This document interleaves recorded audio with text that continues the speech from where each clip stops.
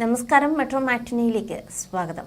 Hema committee report പുറത്തു വന്നപ്പോൾ ഏറ്റവും കൂടുതൽ ഉയർന്ന ഒരു ആരോപണമായിരുന്നു മലയാള സിനിമയിൽ പവർ ഗ്രൂപ്പ് ഉണ്ട്. അതുമാത്രമല്ല, പവർ ഗ്രൂപ്പ് ബാക്കിയുള്ള നടീനടന്മാരെ അല്ലെങ്കിൽ അഡ്ജസ്റ്റ് ചെയ്യാത്ത നടിമാരെ സിനിമയിൽ നിന്നും ഒതുക്കുന്നു എന്നുള്ള വാദങ്ങൾ. ഇത് വളരെയധികം ശക്തമായി തന്നെ മലയാള സിനിമയെ ബാധിച്ചു. ഈ ഒരു വെളിപ്പെടുത്തൽ ബാധിച്ചു എന്ന് തന്നെ പറയാം. കാരണം വളരെയധികം നടിയെ ആക്രമിച്ച കേസ് പുറത്തു വന്നപ്പോൾ നടിയെ സിനിമയിൽ നിന്നും ഒതുക്കാൻ ശ്രമിച്ചു എന്നുള്ള, അല്ലെങ്കിൽ മറ്റ് സിനിമകൾ, അവസരം വന്ന സിനിമകൾ പോലും മാറ്റി നിർത്താൻ ശ്രമിച്ചു എന്നൊക്കെ പറഞ്ഞ് ഒത്തിരിയധികം വിവാദങ്ങൾ കുറച്ച് നാളുകളായി, വർഷങ്ങളായി മലയാള സിനിമയിൽ നിന്നും ഉയർന്നു കേൾക്കുന്ന ഒരു സംഭവമാണ്.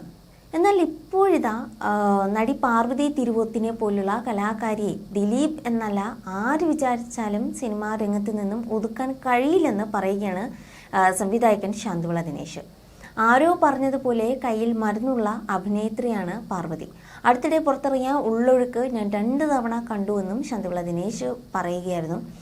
വർത്തമാന മലയാള സിനിമയിൽ ക്യാരക്ടറിൻ്റെ കാര്യത്തിൽ 90 മാർക്ക് വരെ കൊടുക്കാൻ കഴിയുന്ന ഒരു വ്യക്തിയാണ് പൃഥ്വിരാജ്. ഒന്നുമല്ലെങ്കിലും ഒരു തിരക്കഥ വായിച്ചിട്ട് പറ്റില്ലെങ്കിൽ അത് മുഖത്ത് നോക്കി അദ്ദേഹം പറയും. അല്ലാതെ ദിലീപിനെ പോലെ 5 വർഷം നടത്തിക്കില്ല. ദിലീപ് പറ്റില്ലെന്ന് പറയില്ല. ഇക്കാര്യം ഞാൻ ദിലീപിനോട് ചോദിച്ചപ്പോൾ എനിക്ക് ഒരാളോട് നോ പറയാൻ അറിയില്ല എന്നാണ് അദ്ദേഹം പറഞ്ഞത്. എന്നാൽ പൃഥ്വിരാജിന് നോ പറയാൻ ഒരു മടിയുമില്ല. ഞാൻ ചെയ്ത ഒരു സിനിമയിൽ ആദ്യം വെച്ചിരുന്നത് കലാഭവൻ മണിയാണ്. എന്നോടൊരു വൃത്തികേട് കാണിച്ചപ്പോൾ ഞാൻ അദ്ദേഹത്തെ ഒഴിവാക്കുകയാണ് ചെയ്തത്. പകരം ലാലിനെ വെച്ചു.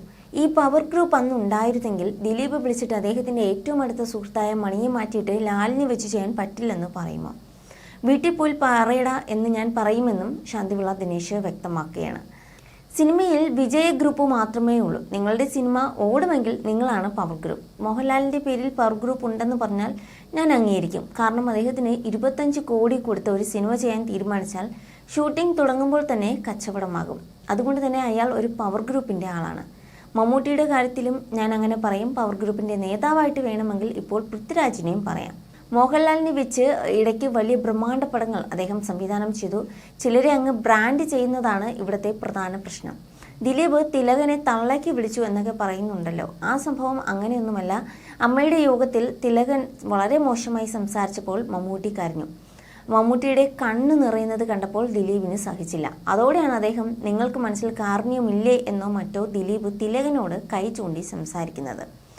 ഇതല്ലാതെ ദിലീപ് ആരെങ്കിലും അടിക്കാൻ പോയെന്നോ ചീത്ത വിളിച്ചെന്നോ ഞാൻ അംഗീകരിക്കില്ല. മമ്മൂട്ടി കരയുന്നത് കണ്ടപ്പോൾ എനിക്ക് സഹിച്ചില്ലെന്നാണ് ദിലീപ് പറഞ്ഞത്.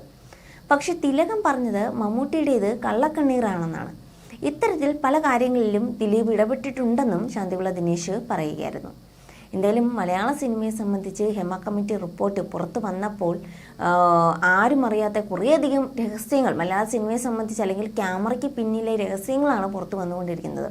അത് മലയാള സിനിമയെ കുറച്ചു നാളത്തേക്കെങ്കിലും തകിടം മറിച്ചു എന്ന് തന്നെ പറയാം. പക്ഷേ സിനിമയുടെ വഴിക്ക് തന്നെ പോവുകയാണ്.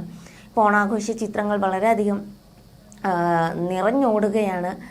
എല്ലാ സിനിമകളും മികച്ച പ്രതികരണത്തോടെ തന്നെയാണ് മുന്നേറിക്കൊണ്ടിരിക്കുന്നത്. അങ്ങനെ തന്നെ നമ്മുടെ മലയാള സിനിമ മുമ്പോട്ട് പോകണം.